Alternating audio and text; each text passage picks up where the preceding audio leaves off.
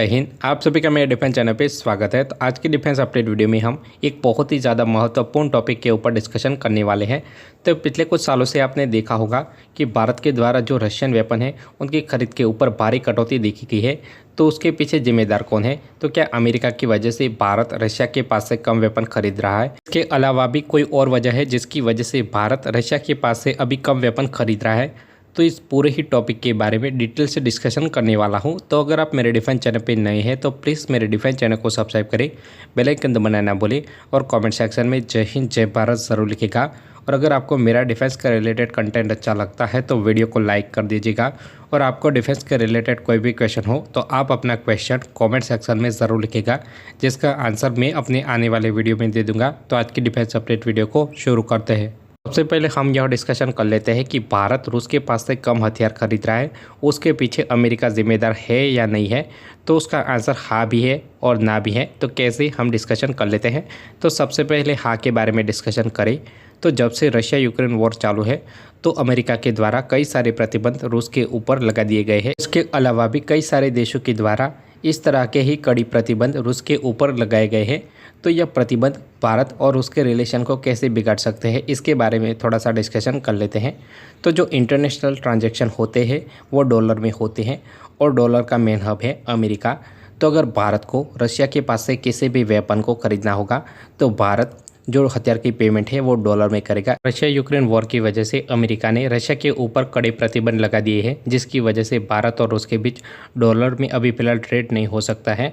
और अगर रशिया भारत को वेपन बेचेगा पर रशिया को अपने पैसे नहीं मिलेंगे तो रशिया प्रॉपर सप्लाई नहीं कर पाएगा हथियारों की। इसके अलावा अगर भारत को हथियार मिलने में देरी हुई तो वह भारत के लिए ही मुश्किल हो सकती है, जिसकी वजह से अभी फ़िलहाल जो भारत और उसके बीच कई सारी डील है वो होल्ड पे है। इसके अलावा आने वाले टाइम में वह जो डील है वो कैंसिल भी हो सकती है। इस तरह से बात करें कि डॉलर में सभी इंटरनेशनल ट्रांजैक्शन होने की वजह से अमेरिका को एक सुप्रीम पावर मिल जाती है कि वह जब चाहे किसी के ऊपर भी सैंक्शन लगा सकता है। तो वही सेम टू सेम चीज़ अभी फ़िलहाल रशिया के साथ हो रही है। पर अभी फ़िलहाल भारत और रूस इसके ऑल्टरनेट ऑप्शन यानी कि रुपये रूपल ट्रांजैक्शन के बारे में सोच रही है। और अगर यह चीज़ पॉसिबल हो जाती है तो जो रुके हुए ट्रांजैक्शन है वो हो सकते हैं। एक तरह से बात करें कि डॉलर वाले इशू की वजह से जो भारत और रूस के बीच ट्रेड है उसमें थोड़ी सी गिरावट आई है। पर भारत रूस के पास से जो हथियार खरीद में कटौती आई है उसके पीछे सबसे बड़ी वजह है मेक इन इंडिया। क्योंकि आपने देखा होगा कि भारत अभी फ़िलहाल पूरी तरह से आत्मनिर्भर बनने की राह पे चल पड़ा है। और इसके अलावा बात करें तो भारत किसी भी देश के पास से कोई भी वेपन खरीदता है तो उसकी टेक्नोलॉजी शेयर करने की बात रखता है। इसके अलावा उस हथियार को भारत में ही बनाने की चाह रखता है। इसके अलावा बात करें तो पहले भारत उतना ज़्यादा आत्मनिर्भर नहीं था, जिसकी वजह से रूस के पास से डायरेक्ट हथियारों को खरीद लेता था। पर अभी फ़िलहाल डॉलर वाले इशू, इसके अलावा भारत के मेक इन इंडिया प्रोग्राम की वजह से भारत रूस के पास से डायरेक्ट हथियार नहीं खरीदता है और भारत रूस के पास से टेक्नोलॉजी ट्रांसफ़र मांगता है।